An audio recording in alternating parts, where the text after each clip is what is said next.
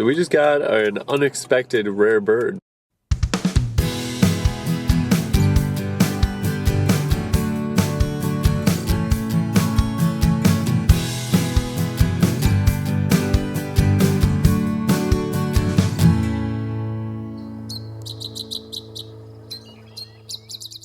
One of the best things about the early months of the year is that many common bird species become new and exciting again. In late winter, I went out with my friend Nathaniel to try and see as many first-of-the-year birds as possible. Before getting to the Madison area where we planned on doing most of our birding, we made a stop where we got our first new bird of the day. Hey everyone, this is Ryan from Badgerland Birding. I am here with Nathaniel, friend of the program, and we are trying to find as many first-of-year birds in Wisconsin as possible today. It's going to be late in the winter, and I have not done a lot of birding, so there's a lot of stuff to get. Just got on the board with a lesser blackback gull at the landfill area, so good to start out strong with at least one on the board. We will not get skunked today. Checklist man, you feeling excited? I am.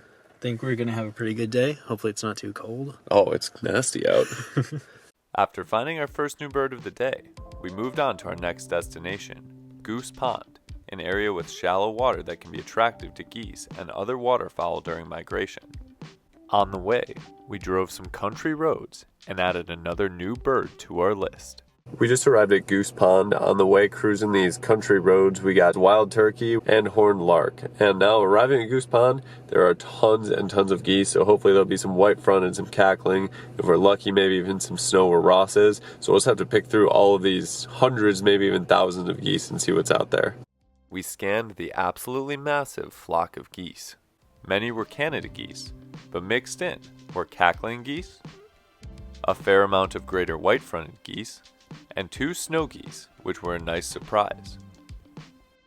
Before getting too far away from Goose Pond, we noticed a large flock of birds flying over the fields. Eventually they landed, proving to be another species that we were excited to see.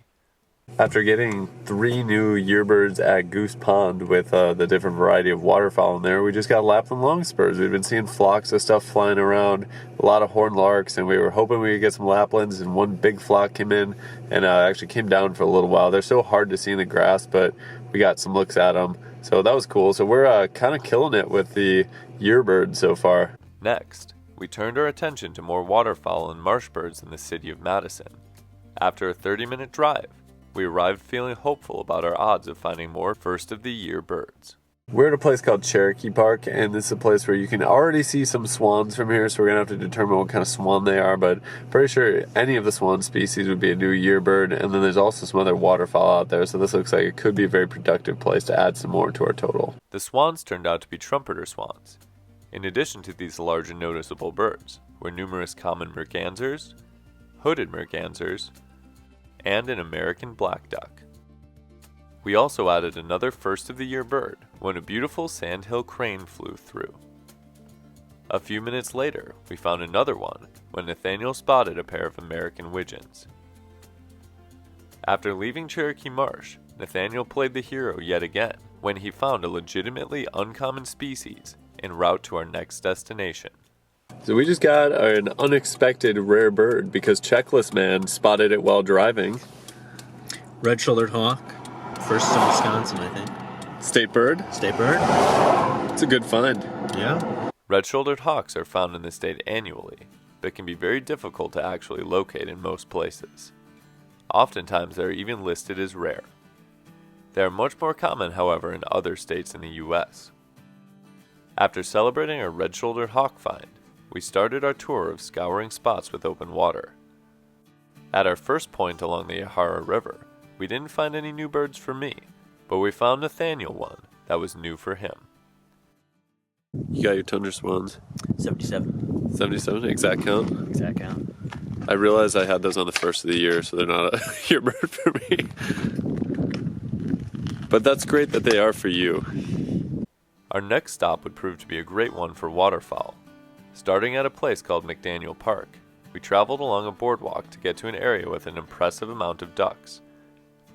Here, the running water made a massive opening in the ice, providing a space for tons of birds and other animals. Both species of swans were present here, along with many ducks that usually arrive in the springtime. One new bird we found there was the northern shoveler, with many of them swimming around and also resting on the ice. Another new bird was the ruddy duck, with 2 of them far out in the open water.